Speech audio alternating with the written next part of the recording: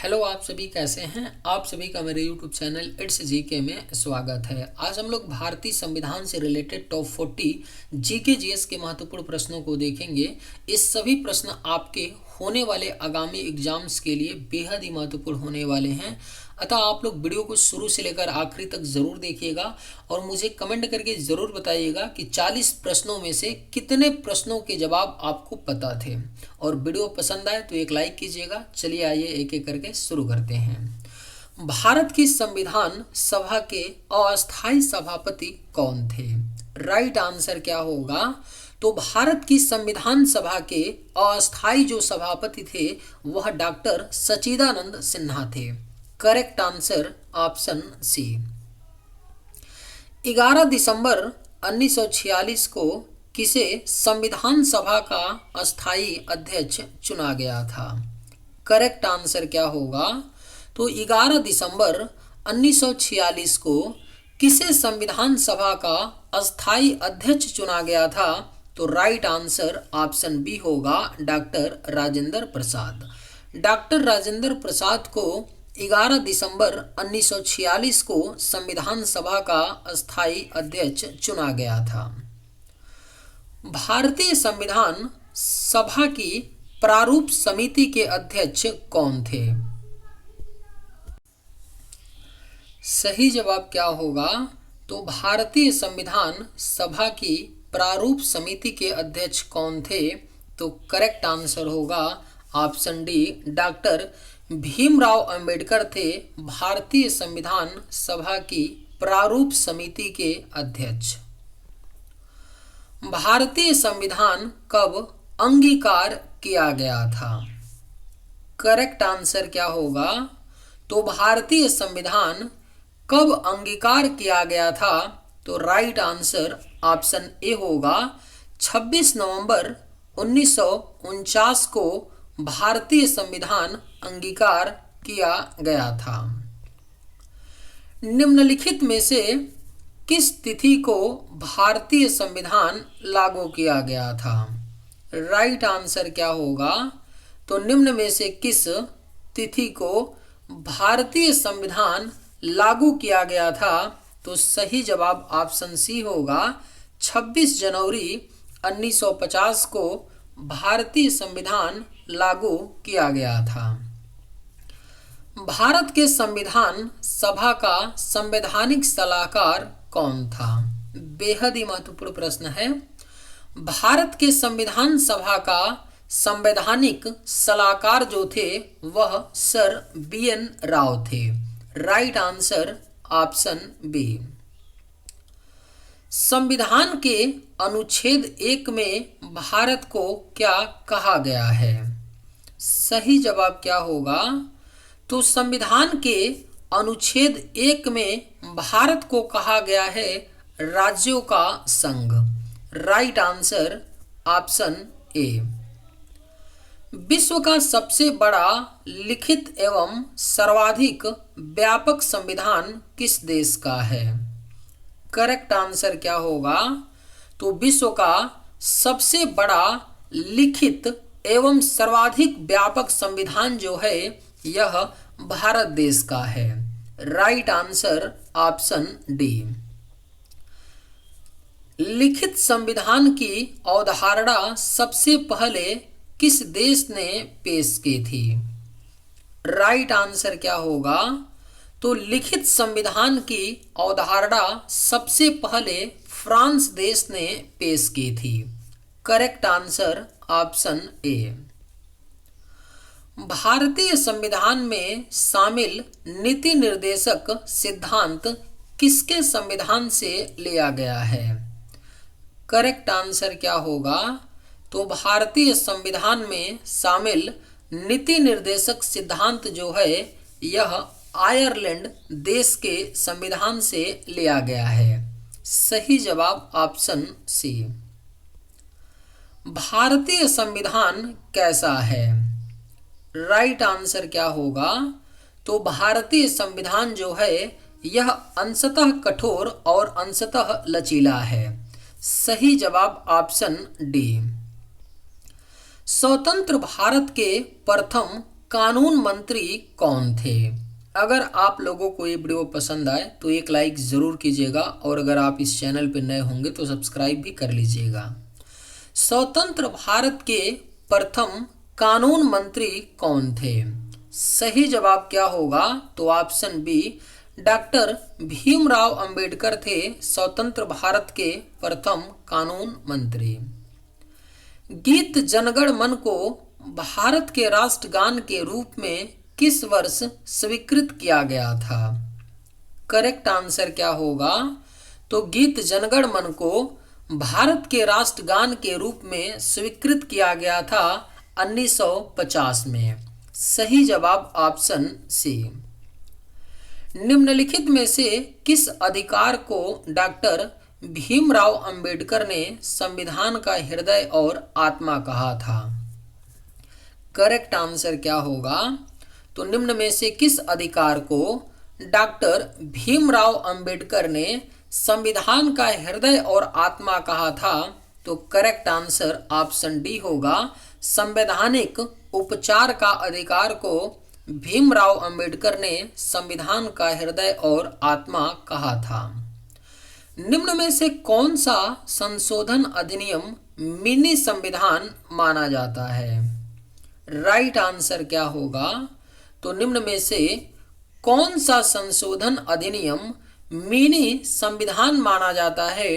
तो right answer option B होगा, 42वां संविधान संशोधन अधिनियम 1976 को मिनी संविधान माना जाता है। निम्न में से कौन सा मौलिक अधिकार नहीं है? सही जवाब क्या होगा? तो निम्न में से कौन सा मौलिक अधिकार नहीं है? तो राइट आंसर ऑप्शन ए होगा, संपत्ति का अधिकार। संपत्ति का अधिकार मौलिक अधिकार नहीं है। हमारे संविधान में न्यायिक पुनरावलोकन ज्युडिशियल रिव्यू की अवधारणा किस देश के संविधान से ली गई है? करेक्ट आंसर क्या होगा? तो हमारे संविधान में न्यायिक पुनरावलोकन की अवधारणा जो है यह अमेरिका देश के संविधान से ली गई है। हमारे संविधान में न्यायिक पुनरावलोकन की अवधारणा। भारतीय संविधान में मूलभूत अधिकार फंडामेंटल राइट्स किस संविधान से लिए गए थे? सही जवाब क्या होगा? तो भारतीय संविधान में मूलभूत अधिकार जो है यह अमेरिका देश के संविधान से लिए गए थे। Right answer option A.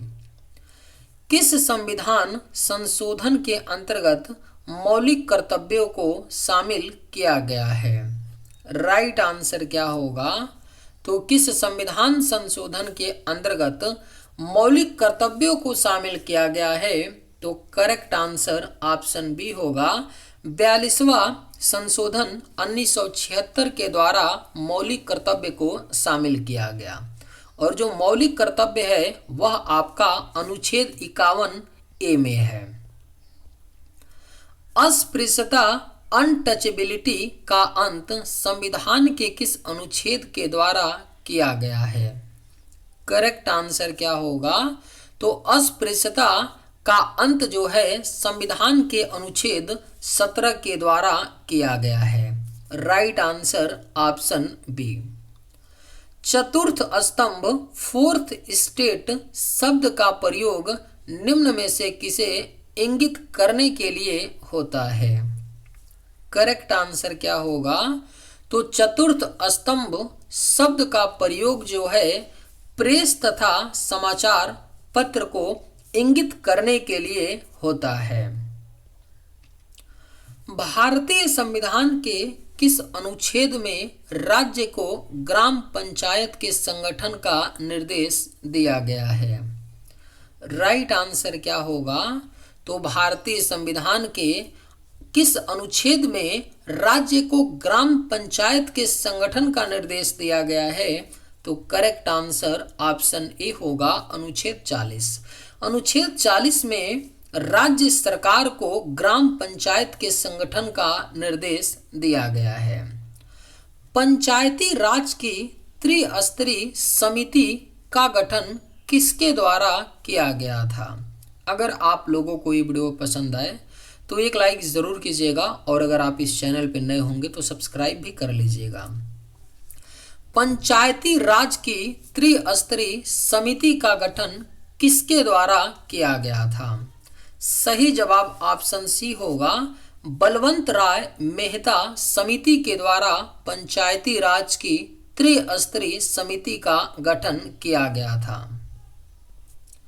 Bharat के राष्ट्रपति के निर्वाचन के लिए न्यूनतम निर्धारित आयु कितनी है? करेक्ट आंसर क्या होगा? तो भारत के राष्ट्रपति के निर्वाचन के लिए जो न्यूनतम निर्धारित आयु है वह आपका 35 वर्ष है। Right answer option B. निम्नलिखित में से वह व्यक्ति कौन था जिसे भारत के राष्ट्रपति के रूप में निर्विरोध चुना गया? सही जवाब क्या होगा? तो वह व्यक्ति कौन थे जिनको भारत के राष्ट्रपति के रूप में निर्विरोध चुना गया था? तो करेक्ट आंसर ऑप्शन डी होगा, डॉक्टर नीलम संजीव रेड्डी। राष्ट्रपति को पद की शपथ कौन दिलाता है? राइट आंसर क्या होगा? तो राष्ट्रपति को पद की शपथ जो है यह भारत के मुख्य न्यायाधीश यानी सुप्रीम कोर्ट के मुख्य न्यायाधीश राष्ट्रपति को शपथ दिलाते हैं। राष्ट्रपति अपना त्यागपत्र किसे सौंपता है? करेक्ट आंसर क्या होगा? तो राष्ट्रपति अपना त्यागपत्र उपराष्ट्रपति को सौंपता है। सही जवाब ऑप्शन डी। किसी राज्य में राष्ट्रपति शासन का तात्पर्य है कि वह राज्य संचालित होता है। सही जवाब क्या होगा? तो किसी राज्य में राष्ट्रपति शासन का तात्पर्य होता है कि वह राज्य संचालित होता है राज्य के राज्यपाल के द्वारा। सही जवाब ऑप्शन बी। राज्यसभा में राष्ट्रपति द्वारा कितने सदस्य मनोनीत किए जाते हैं? करेक्ट आंसर क्या होगा? तो राज्यसभा में राष्ट्रपति द्वारा 12 सदस्यों को मनोनीत किए जाते हैं। राज्यसभा का अध्यक्ष कौन होता है? राइट आंसर क्या होगा? तो राज्यसभा का अध्यक्ष जो है यह उपराष्ट्रपति होते हैं, राज्यसभा के अध्यक्ष। संसद बनती है। सही जवाब क्या होगा? तो संसद बनती है लोकसभा, राज्यसभा और राष्ट्रपति। उपरोक्त तीनों यानी कि उपरोक्त तीनों को मिलाकर के संसद बनती है, लोकसभा, राज्यसभा और राष्ट्रपति को, यानी राइट आंसर ऑप्शन डी। संसद के 2 सत्रों के बीच की अवधि कितने माह से अधिक नहीं होनी चाहिए? राइट आंसर क्या होगा? तो संसद के 2 सत्रों के बीच की अवधि 6 माह से अधिक नहीं होनी चाहिए। सही जवाब ऑप्शन बी। संविधान में कितने प्रकार के आपातकालों का प्रावधान है? राइट आंसर क्या होगा? तो संविधान में कितने प्रकार के आपातकालों का प्रावधान है? तो करेक्ट आंसर ऑप्शन ए होगा 3।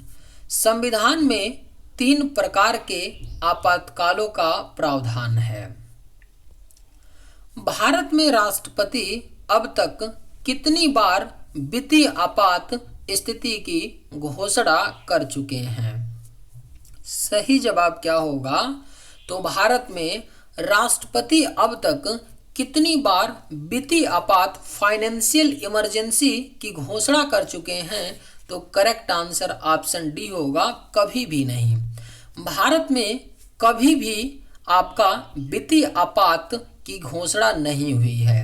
और फाइनेंशियल इमरजेंसी है ये जो किस अनुच्छेद में है? तो अनुच्छेद 360। कोई विधेयक धन विधेयक है या नहीं, इसका निर्णय कौन करता है? करेक्ट आंसर क्या होगा? तो कोई विधेयक धन विधेयक है या नहीं, इसका निर्णय लोकसभा का अध्यक्ष करता है। Right answer option A. Lok Sabha के निर्वाचन के लिए न्यूनतम आयु है। राइट आंसर क्या होगा? तो लोकसभा के निर्वाचन के लिए जो न्यूनतम आयु है वह आपका 25 वर्ष है। सही जवाब ऑप्शन सी। संविधान की प्रस्तावना में धर्मनिरपेक्ष तथा समाजवादी शब्द किस संविधान संशोधन के अंतर्गत जोड़ा गया था? राइट आंसर क्या होगा? तो संविधान की प्रस्तावना में धर्मनिरपेक्ष तथा समाजवादी शब्द जो है यह 42वां संविधान संशोधन के द्वारा जोड़ा गया था। याद रखिएगा, धर्मनिरपेक्ष तथा समाजवादी शब्दों को जोड़ा गया था 42वें संविधान संशोधन के द्वारा। लोकसभा के प्रथम अध्यक्ष कौन थे? बेहद ही महत्वपूर्ण प्रश्न है, कई बार ये क्वेश्चन पूछा गया है। लोकसभा के जो प्रथम अध्यक्ष थे वह जीवी मावलंकर थे। गणेश वासुदेव मावलंकर थे लोकसभा के प्रथम अध्यक्ष। भाषा के आधार पर गठित पहला राज्य कौन है? सही जवाब क्या होगा? तो भाषा के आधार पर गठित जो पहला राज्य है वह आपका आंध्र प्रदेश है। Right answer option C. संविधान के किस अनुच्छेद के अंतर्गत जम्मू कश्मीर को विशेष राज्य का दर्जा मिला था? करेक्ट आंसर क्या होगा? तो संविधान के किस अनुच्छेद के अंतर्गत जम्मू कश्मीर को विशेष राज्य का दर्जा मिला था? तो राइट आंसर ऑप्शन ए होगा, अनुच्छेद 370 के तहत। चलिए आज के वीडियो में बस इतना ही। अगर आप लोगों को ये वीडियो पसंद आए तो एक लाइक ज़रूर कीजिएगा। थैंक्स।